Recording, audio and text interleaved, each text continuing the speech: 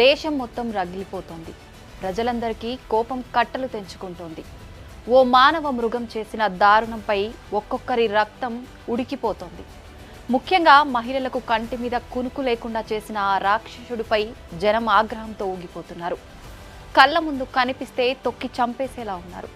ఆ చీడపురుగుకు ఉరే సరైన శిక్ష అంటూ నిరసనలు తెలుపుతున్నారు.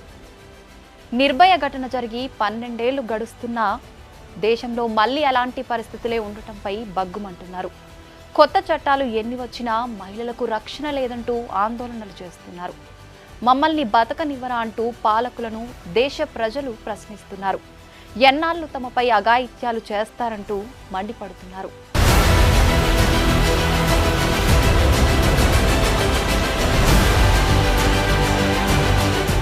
వైద్యో నారాయణో హరి.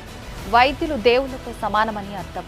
అలాంటి వైద్యులకే రక్షణ లేకుండా పోతే, ప్రాణం పోయాల్సిన వైద్యుల ప్రాణాలు తీసుకుంటూ పోతే, మరికొద్ది రోజుల్లో స్టెథోస్కోప్ పట్టుకుని ప్రజలకు వైద్య సేవలు అందించేందుకు ట్రైనింగ్ అవుతున్న వైద్య విద్యార్థినిని అత్యంత కిరాతకంగా పొట్టన పెట్టుకున్నాడు ఓ కీచకుడు.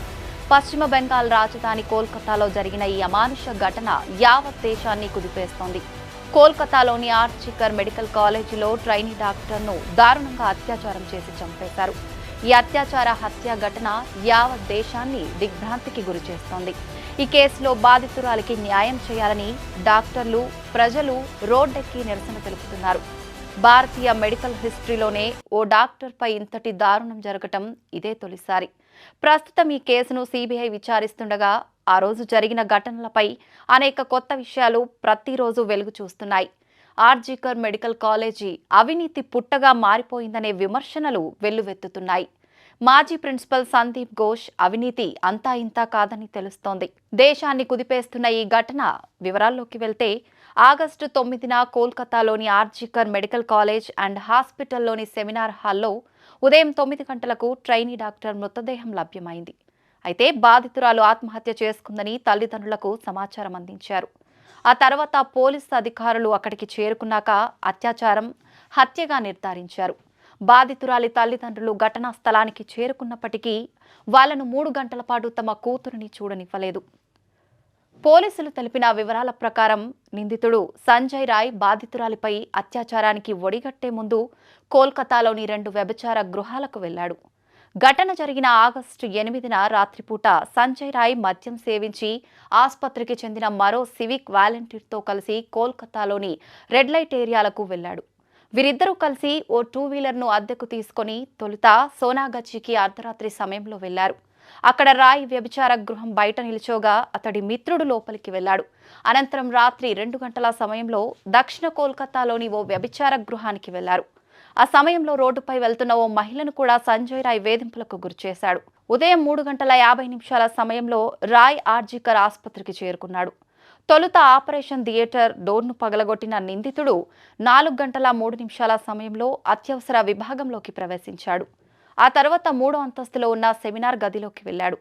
ఆ సమయంలో బాధితురాలు సెమినార్ హాల్లో గాఢ నిద్రలో ఉండగా రాయ్ ఆమెపై దాడికి పాల్పడ్డాడని పోలీసులు తెలిపారు. ఇక బాధితురాలు చనిపోయిన విషయాన్ని ఉదయం సుమారు 10:53 బాధితురాలి తల్లికి ఈ విషయం చేరవేశారు. కానీ తొలుత బాధితురాలు ఆత్మహత్య చేసుకున్నట్లు ఆసుపత్రి సిబ్బంది చెప్పారు. అనంతరం ఇది హత్యాచారంగా తేలింది. బాధితురాలు చనిపోయిన సెమినార్ హాల్లోకి నిందితుడు వెళ్లినట్లు సీసీటీవీ ఫుటేజ్ ఆధారంగా పోలీసులు సంజయ్ రాయ్ను అరెస్ట్ చేశారు.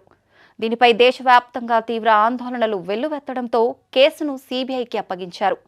తొలుత కేసు నమోదు చేసిన ఎస్ఐ అనూప్ దత్తాపై సిబిఐ ప్రశ్నల వర్షం కురిపించింది. ఎస్ఐతో కలిసి నిందితుడు దిగిన పలు ఫోటోలను దర్యాప్తు సంస్థ సేకరించింది. వైద్యురాలి హత్యాచార ఘటనపై కళ్ళు బైర్లు కమ్మే వాస్తవాలు వెలుగులోకి వచ్చాయి. బాధితురాలు నరకయాతన అనుభవించి చనిపోయినట్టు పోస్ట్మార్టం నివేదిక స్పష్టం చేసింది. ప్రాణాలు పోయే ముందు ఆమెను ఎన్ని చిత్రహింసలకు గురి చేశారు అనేది బయటపెట్టింది. పోస్ట్ మార్టం నివేదికపై చర్చ జరుగుతుండగా మరిన్ని వాస్తవాలు వెలుగు చూశాయి. వైద్యురాలిని గొంతు నులిమి ఊపిరాడకుండా చేసి చంపినట్టు వెల్లడైంది. మర్మాంగం ఛిద్రమయ్యేలా అత్యంత కిరాతకంగా నిందితుడు ప్రవర్తించినట్టు రిపోర్టు స్పష్టం చేసింది. బాధితురాలి శరీరంపై మొత్తం 14 గాయాలు ఉండగా ముఖం, తల, మెడ, చేతులు, ప్రైవేట్ పార్ట్స్లో చాలా చోట్ల గాయాల గుర్తులు ఉన్నాయని పోస్ట్ మార్టం నివేదిక బహిర్గతం చేసింది. సాయం కోసం అరవకుండా నోరు నొక్కి గొంతు నులిమి విలవిలలాడేలా చేసి ప్రాణాలు తీసినట్లు నివేదికలో వెల్లడైంది. దీనివల్ల థైరాయిడ్ మృదులాస్థి విరిగిపోయింది. ఇది ఖచ్చితంగా హత్యేనని, ఊపిరితిత్తుల నుంచి తీవ్ర రక్తస్రావమై పలుచోట్ల రక్తం గడ్డకట్టుకుపోయిందని తెలిపింది. అయితే శరీరంలోని ఎముకలు ఎక్కడా ఫ్రాక్చర్ కాలేదని మాత్రం వివరించింది. రక్త నమూనాలతో పాటు శరీరంలో గుర్తించిన ఇతరత్రా ఫ్లూయిడ్లను ఫోరెన్సిక్ విశ్లేషణకు పంపారు. కేసులో అరెస్టు అయిన ప్రధాన నిందితుడు సంజయ్ రాయ్కు వ్యతిరేకంగా మరిన్ని ఆధారాలను సేకరించారు. బాధితురాలి గోళ్లలో ఉన్న చర్మం, రక్తం నమూనాలు అతడి డిఎన్ఏతో సరిపోయినట్టు సీనియర్ పోలీస్ అధికారి తెలిపారు. నిందితుడు దాడి చేసే సమయంలో బాధితురాలు సగం నిద్రలో ఉన్నప్పటికీ తీవ్రంగానే ప్రతిఘటించిందని అన్నారు. దాడి సమయంలో బాధితురాలు గాఢ నిద్రలో ఉన్నందున నిందితుడికి కొంత ప్రయోజనం లభించిందని నివేదిక పేర్కొంది. నిందితుడికి సైకలాజికల్ బిహేవియర్ అనాలిసిస్ పరీక్షను నిర్వహించారు. దీని ద్వారా అతడి మానసిక స్థితిని అంచనా వేస్తారు. ఈ నివేదిక ఆధారంగా కేసులో మరింత ముందుకెళ్లొచ్చనే అభిప్రాయం వ్యక్తమవుతోంది. Trainee doctor post mortem reports social మీడియాతో పాటు ఇతర న్యూస్ ఏజెన్సీల్లో వచ్చిన వార్తల్ని కోల్కతా పోలీసులు ఖండించారు. పోస్ట్ మార్టం ప్రక్రియ మొత్తం మెజిస్ట్రేట్ ఎదుటే జరిగింది. దానిని మొత్తం వీడియో తీశారు. అందులో ఎక్కడా కూడా ఆమె శరీరంలో ఎముకలు విరిగినట్లు ప్రస్తావించలేదు. ఒక దశలో ఆమెపై సామూహిక అత్యాచారం జరిగిందన్న వార్తలు వచ్చాయి. ఆమె శరీరంలో 150 మిల్లీగ్రాముల వీర్యం ఉన్నట్లు పోస్ట్ మార్టంలో గుర్తించారని, వాటి సారాంశం ఆమె తల్లిదండ్రులు కోర్టులో వేసిన పిటిషనే ఈ సమాచారానికి మూలమని పలు కథనాలు ఊటంకించాయి. దీనిపై కోల్కతా పోలీస్ చీఫ్ వినేష్ గోయల్ మాట్లాడుతూ 150 mg వీర్యం గుర్తించినట్లు కొందరు చెప్పారు. వారికి ఇలాంటి సమాచారం ఎక్కడ దొరుకుతుందో తెలియటం లేదు. ఇది మీడియాలో వివిధ రూపాల్లో చక్కర్లు కొడుతోంది. ప్రజల్లో గందరగోళం సృష్టించేందుకే ఇలాంటి ప్రయత్నాలు జరుగుతున్నాయని ఆయన అసహనం వ్యక్తం చేశారు. యావత్ దేశాన్ని నిర్ఘాంతపరిచిన హత్యాచార ఘటనపై సర్వోన్నత న్యాయస్థానం తీవ్ర ఆవేదన వ్యక్తం చేసింది. ఈ కేసును సుమాటోగా తీసుకున్న సుప్రీంకోర్టు ఆర్జీకర్ వైద్య కళాశాల ఆసుపత్రిలో జరిగిన ఈ ఘటనను అత్యంత పాశవికం, భయంకరమైందిగా పేర్కొంది. కేసులో ఎఫ్ఐఆర్ దాఖలు చేయడంలో జరిగిన అసాధారణ జాప్యంపై పశ్చిమ బెంగాల్ ప్రభుత్వాన్ని తప్పుపట్టింది. నేరస్థలం సంరక్షణలో వైఫల్యానికి పోలీసులను నిలదీసింది. వైద్య కళాశాల ప్రిన్సిపల్ వ్యవహరించిన తీరుపై మండిపడింది. వైద్య సేవల రంగంలో పనిచేస్తున్న మహిళలు, యువ వైద్యులు, సిబ్బంది భద్రతా విషయంలో సంస్థాగత లోపాలు ఉన్నాయంటూ ఆందోళన వ్యక్తం చేసింది. ఈ కేసుకు సంబంధించిన పూర్తి నివేదిక సమర్పించాలని బెంగాల్ ప్రభుత్వాన్ని ప్రధాన న్యాయమూర్తి జస్టిస్ డివై చంద్రచూడ్ నేతృత్వంలోని ధర్మాసనం ఆదేశించింది. ఆర్జీకర్ మెడికల్ కాలేజీలో ఘటన జరిగిన తర్వాతి పరిణామాలపై సుప్రీంకోర్టు ఆగ్రహం వ్యక్తం చేసింది. College principal doctor Sandeep Ghosh దీనిని ఆత్మహత్యగా చిత్రీకరించే ప్రయత్నం చేశారని, అంత ఘోరం జరిగితే ఆత్మహత్య అని ఎలా చెప్పారు అని సుప్రీంకోర్టు ప్రశ్నించింది. మృతదేహాన్ని కుటుంబ సభ్యులు అప్పగించిన చాలా గంటల తర్వాత ఎఫ్ఐఆర్ నమోదు చేయడంతో పాటు తల్లిదండ్రులను 3 గంటల పాటు కూతురిని చూసేందుకు ఎందుకు అనుమతించలేదని న్యాయమూర్తి ప్రశ్నించారు. పోలీసులను బెంగాల్ ప్రభుత్వం వ్యవహరించిన తీరును సుప్రీంకోర్టు తప్పుపట్టింది. ప్రస్తుతం ఉన్న చట్టాలు వైద్యులు, వైద్య రంగంలోని ఉద్యోగులకు భద్రతా వాతావరణాన్ని కల్పించడం లేదని సుప్రీంకోర్టు తెలిపింది. వైద్యుల భద్రత కోసం జాతీయ కార్యదళం నేషనల్ టాస్క్ ఫోర్స్ ఎన్టీఎఫ్ ఏర్పాటు చేస్తున్నామని చీఫ్ జస్టిస్ డివై చంద్రచూడ్ తెలిపారు. పని ప్రదేశంలో భద్రత కల్పించడం కోసం జాతీయ నిబంధనలను రూపొందించడానికి ఎన్టీఎఫ్ ఏర్పాటు చేస్తూ ఆదేశాలు వెలువరించారు. Surgeon vice admiral Arti Sarin నేతృత్వం వహించే ఈ కార్యదళంలో ప్రముఖ వైద్యులు, నిపుణులు సభ్యులుగా ఉంటారు.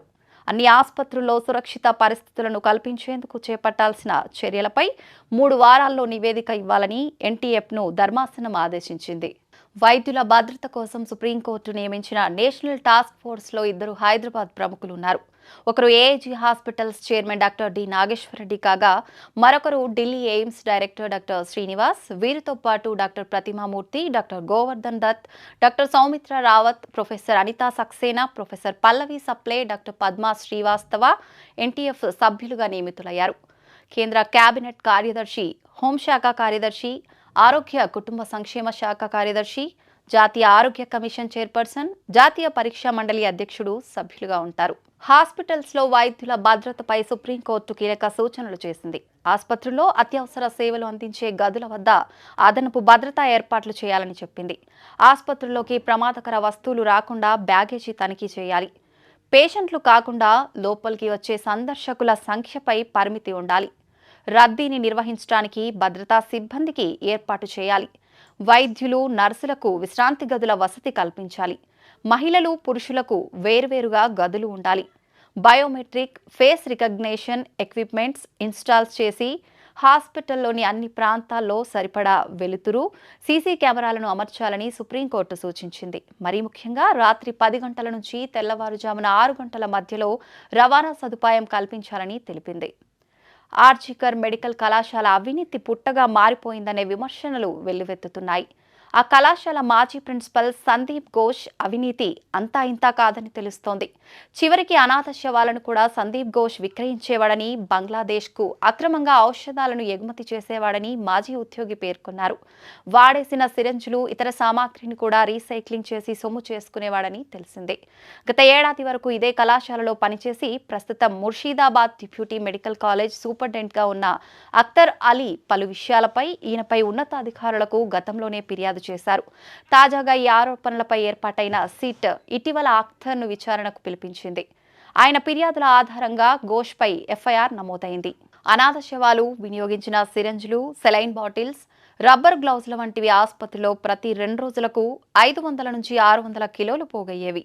వాటిని ఇద్దరు బంగ్లాదేశీ వాసుల సాయంతో ఘోష్ రీసైక్లింగ్ చేయించేవాడు.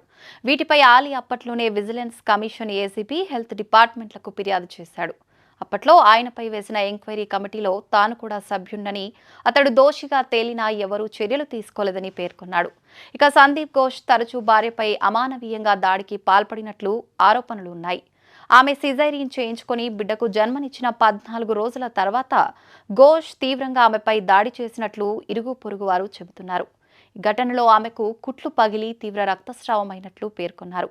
చుట్టుపక్కల వారితో కూడా అతడు సక్రమంగా ప్రవర్తించేవాడు కాదని పేర్కొన్నారు. ఈ కేసులో ఇప్పటికే నిందితుడు సంజయ్ రాయ్కు పాలిగ్రాఫ్ లై డిటెక్టర్ పరీక్ష నిర్వహించేందుకు కలకత్తా హైకోర్టు అనుమతినిచ్చింది. ఈ దారుణం చోటు చేసుకున్న ఆర్జికర్ మెడికల్ కాలేజ్ మాజీ ప్రిన్సిపల్ సందీప్ ఘోష్కు కూడా నిజ నిర్ధారణ పరీక్షలు నిర్వహించాలని సిబిఐ యోచిస్తోంది. ఇంతటి అఘాయిత్యాన్ని ఆసుపత్రి యాజమాన్యం ఆత్మహత్యగా పేర్కొనటం తీవ్ర విమర్శలకు దారితీసింది. క్రమంలోనే ఘటన జరిగిన 2 రోజుల తర్వాత కాలేజీ ప్రిన్సిపల్గా ఉన్న డాక్టర్ సందీప్ ఘోష్ రాజీనామా చేశారు. ఈ కేసులో ఆయన కూడా విచారణను ఎదుర్కొంటున్నారు. ఇప్పటికే సిబిఐ పలుమార్లు ఆయనను ప్రశ్నించింది. అయితే విచారణ సందర్భంగా సందీప్ ఘోష్ పొంతనలేని సమాధానాలు చెప్పినట్లు తెలిసింది. రౌండ్కు తన జవాబులను మార్చి చెప్పినట్లు సిబిఐ అధికారులు వెల్లడించారు. మరోవైపు ఈ కేసుపై కోల్కతా వ్యాప్తంగా పెద్ద ఎత్తున ఆందోళనలు వ్యక్తమవుతున్నాయి. క్రమంలోనే నిందితుడిని కోర్టులో హాజరుపరచడం అధికారులకు సవాల్గా మారింది. అతడిని కోర్టుకు తీసుకెళ్లే సమయంలో దాడి జరగొచ్చు అనే అనుమానాలు వ్యక్తమవుతున్నాయి. దీంతో సిబిఐ కట్టుదిట్టమైన భద్రతా ఏర్పాట్లకు సిద్ధమైనట్లు సమాచారం. ఆర్జికర్ ఆసుపత్రిలో గత బుధవారం అర్ధరాత్రి దుండగులు విధ్వంసం సృష్టించారు. హత్యాచారానికి వ్యతిరేకంగా ఒకవైపు కోల్కతా నగరమంతా నిరసనలు తెలుపుతుంటే, మరోవైపు ముసుగులు ధరించిన విధ్వంసకారులు కర్రలు, ఇటుకలు, రాడ్లతో ఆసుపత్రి ఆవరణలోకి దూసుకొచ్చి దాడులు చేశారు. అత్యవసర గది, నర్సింగ్ స్టేషన్, మందుల దుకాణం, అవుట్ పేషెంట్ విభాగాలతో ఓపీడీతో పాటు సీసీటీవీలను ధ్వంసం చేశారు. దాడికి పాల్పడిన వారిలో ఇప్పటి వరకు పలువురిని అరెస్ట్ చేశారు. అర్ధరాత్రి సుమారు 40 మంది వరకు నిరసనకారుల రూపంలో వచ్చిన దుండగులు ఆసుపత్రిలో విధ్వంసం సృష్టించారని, వీరి దాడిలో ఓ పోలీస్ వాహనంతో సహా మరికొన్ని ద్విచక్ర వాహనాలు ధ్వంసమయ్యాయని పోలీసులు పేర్కొన్నారు. మరోవైపు ఆందోళనల నుంచి దృష్టి మళ్లించడానికే విధ్వంసానికి పాల్పడ్డారని